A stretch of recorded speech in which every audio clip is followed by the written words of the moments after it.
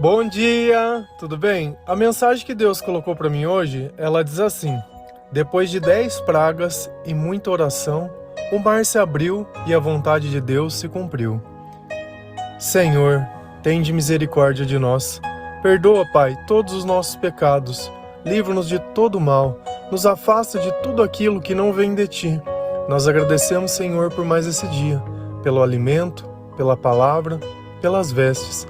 Aceita, Senhor, essa nossa oração, esse nosso louvor, pois nós Te amamos, bendizemos, adoramos.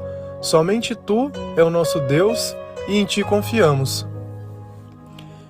Eu acredito que todas as pessoas já devam saber sobre as pragas do Egito, sobre tudo o que aconteceu, quantos milagres, quantas maravilhas, e como o povo de Israel saiu daquela escravidão. Só que talvez o que falta entendimento para que nós possamos entender é que tudo aquilo foi realizado por pessoas que obedeceram a Deus, pessoas que aceitaram o chamado de Deus. Eu não sei se você parou para pensar em termos de tempo, quando cada praga ela foi acontecendo. Dentro daquele lugar tinha um povo, pessoas que eram de diferentes anseios, que pensavam de formas diferentes. Acredito que nem todos deviam concordar com tudo aquilo que estava acontecendo. Tinha muitos que já deveriam ter se conformado com a escravidão e estava bom. Acredito que tenham outros também que, mesmo sendo escravo, acabaram sendo amigo de pessoas que tinham algum tipo de influência. Então a vida dele acabava sendo melhor que os outros que já estavam escravizados. Então, de repente, para eles não fazia nem tanto sentido. Você sabe por quê? Porque muitas pessoas não defendem o que é certo, defendem o que é do seu interesse.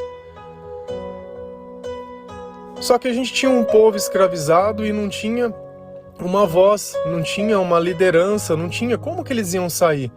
Como é que Deus poderia se manifestar para outras pessoas e principalmente para aqueles que não acreditavam nele? Deus, ele conversa com quem ora. Deus, ele conversa com quem acredita. E quem não ora e nem acredita, como que ele iria passar essa mensagem? E aí, a história inteira das pragas do Egito e de tudo que aconteceu está no livro de Êxodo.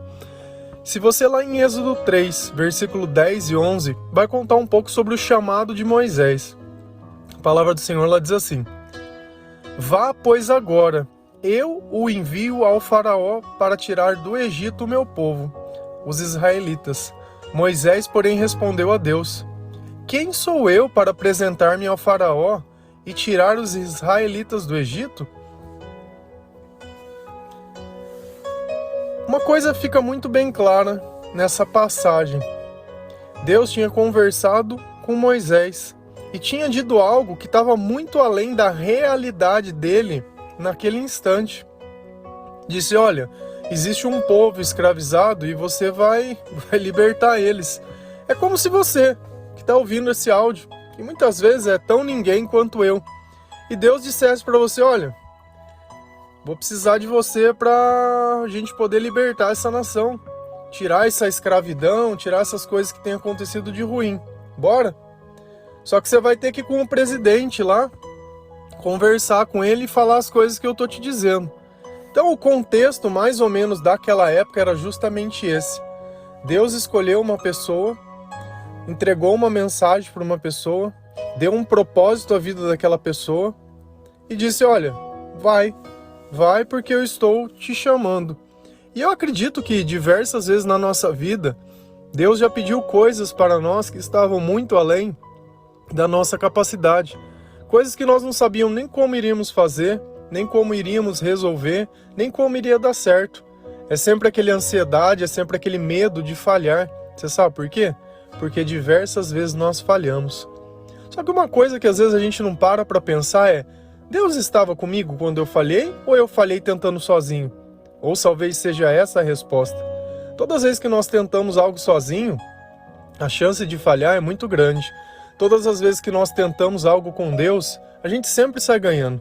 Porque às vezes aquilo que não acontece é porque não era para acontecer.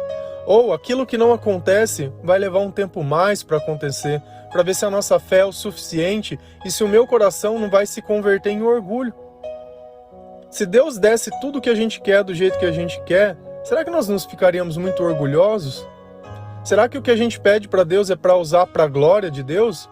Ou é para usar para nossa vaidade?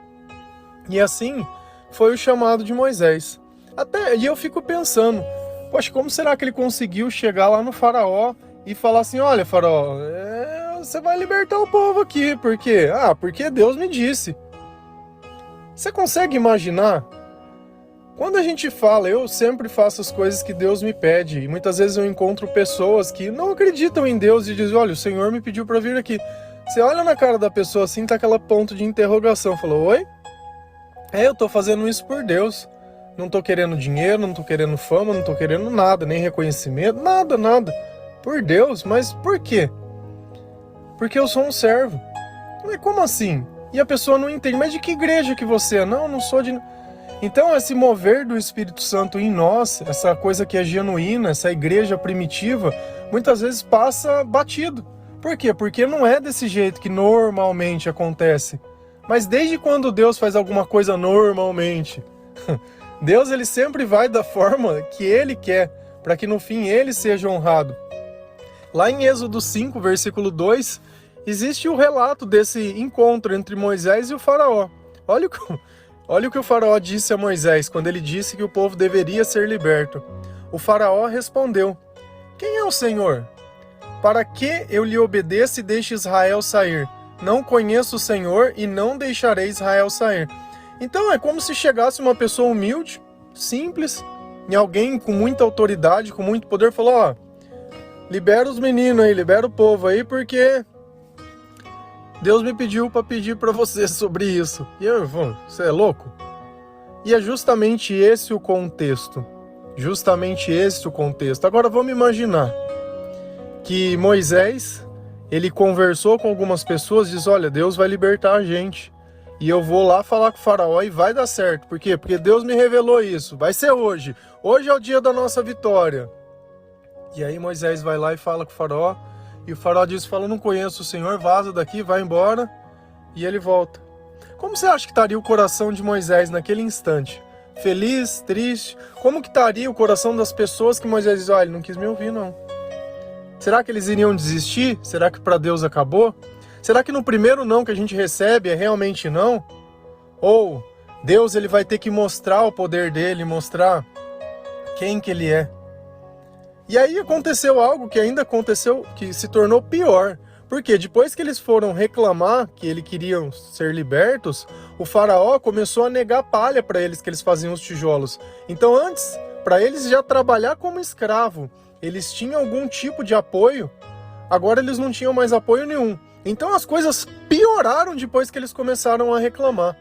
E às vezes com Deus é assim mesmo. Você sabe por quê? Porque a gente precisa chegar num ponto que não dá mais. Que aquilo, porque enquanto as coisas estão naquele morno, naquele meio tempo, a gente vai tolerando. Mas a partir do momento que elas se tornam insustentável, a gente entende que daquele jeito não pode mais ficar. Lá em Êxodo 5, 23, a palavra do Senhor diz assim: desde que me dirigi ao faraó para falar em teu nome, ele tem maltratado este povo, e tu, de modo algum, libertastes o teu povo. Então Moisés ainda foi questionar, falou, olha, você me pediu para ir conversar com o faraó, eu fui lá, fiz o que você me pediu, e olha o que aconteceu. E nós temos essa arrogância de achar assim, olha, mas eu orei para você, e o Senhor não me atendeu na hora que eu queria. O que a gente precisa entender é que nós precisamos confiar. Certas coisas são necessárias acontecer para que outras possam acontecer. Pensa que nesse instante que ele está lá questionando a Deus, não tinha acontecido um monte de coisa que vai acontecer depois. Mal sabia ele tudo que estava por vir. E essa ideia, e eu garanto para vocês, se a gente sentasse com Moisés e falar, Moisés, senta aqui, o que você acha que vai acontecer? Eu duvido que ele poderia imaginar o desenrolar dessa história. E quantas vezes nós não fazemos esse exercício de querer imaginar, porque Deus não deu o que a gente queria na hora que a gente queria. Se Deus te pediu algo, faça o que Deus te pediu. A forma que vai acontecer depois, pouco importa. O importante é que vai acontecer. Só que uma coisa que fica muito evidente é que cada vez que Moisés recebia um não do faraó, ele orava para Deus. Ao invés dele desistir, ele orava para Deus. E você sabe por quê? Para que Deus desse o próximo passo. Se eu paro no primeiro passo e não oro para Deus perguntando qual é o segundo, onde nós vamos, o que nós vamos fazer, o que nós vamos enfrentar, não teria nada disso. E aí a gente nota que Deus começa a mostrar o seu poder para Faraó. Mas Faraó o tempo todo quer comparar que o poder dele é igual a Deus, pois em cada praga que Deus mandava, o Faraó encontrava pessoas para poder replicar aquelas coisas, como se Deus não tivesse a autoridade para fazer aquilo. E aí a gente vai olhando as 10 pragas. Primeiro, Deus, o que ele fez? Ele transformou o rio em sangue. Depois, ele mandou rãs. Depois, o que mais que ele fez? Ele mandou os piolhos, mandou as moscas, matou os animais, mandou tumores, teve chuva de pedra, teve nuvem de gafanhoto, teve 3 dias de trevas, até que chegou a última praga, que era qual? Que era aquele onde o anjo da morte passou e matou todos os primogênitos. Então, quando o faraó, enquanto as pragas estavam maltratando o povo, ninguém estava ligando para isso. Mas a partir do momento que Deus tocou na família dele, ele começou a acreditar. Então, talvez o que a gente não entenda é que enquanto é a vida dos outros, pouco me importa. Mas quando Deus diz para a gente amar o próximo, quando Deus diz para a gente que nós somos todos iguais, que nós estamos no mesmo barco, que nós somos irmãos, não é só a minha vida que tem valor, e não deveria ser apenas o que eu tenho que importa. Então, em cada praga, em cada momento, em cada coisa, o faraó ele foi se convertendo, ele foi entendendo. E hoje nós celebramos a Páscoa, que às vezes a gente nem entende o chocolate. A Páscoa teve origem nesse ponto, quando o povo foi celebrar que o faraó tinha aceitado que eles pudessem sair. E justamente por a 10ª praga também ter ocorrido, é que quando eles faziam os sacrifícios, sempre eram os animais mais novos que eram sacrificados, a primeira cria dos animais. E o primogênito é sempre isso, é o primeiro. Então você imagina o teu primeiro filho, o teu primeiro emprego, a primeira vez que algo deu certo, é justamente isso que você vai perder. Hoje nós temos evidências de tudo o que aconteceu, mas sem o conhecimento, como eu posso entender? A Páscoa, ela não simboliza simplesmente a Páscoa. A Páscoa, ela foi um marco onde um povo que era escravizado, ele se tornou liberto. E muitas vezes a gente olha depois de 10 pragas e de tudo que aconteceu e fala, agora o povo vai sair, vai poder ir para o deserto e eles vão poder adorar o Senhor e vão poder viver livres para sempre e felizes. Foi assim? Não. Durante 3 dias eles caminharam dia e noite e eu fico imaginando a ansiedade daquele povo. Sabe por quê?